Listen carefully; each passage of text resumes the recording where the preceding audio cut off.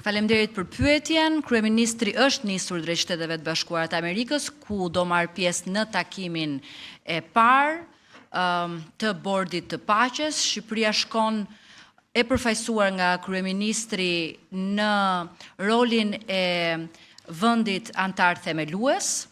dhe ky është një lajm i mirë. Në këtë fazë të angazhimit ton nuk ka detyrime financiare, ashtu siç dhe u diskutua gjërësisht në parlament, i cili e ratifikoi nënshkrimin dhe marrëveshjen ton për bordin e paqes. Shqipëria është e angazhuar për të përfshirë në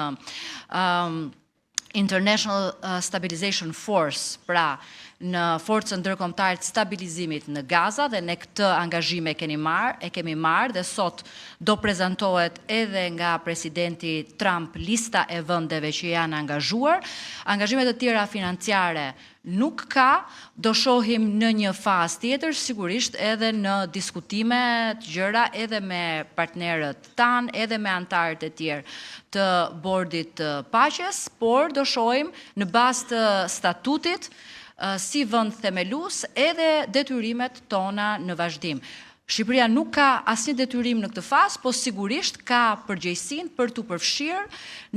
jo vetëm në aktivitetet e bordit paqes, bordit Gazës apo forcën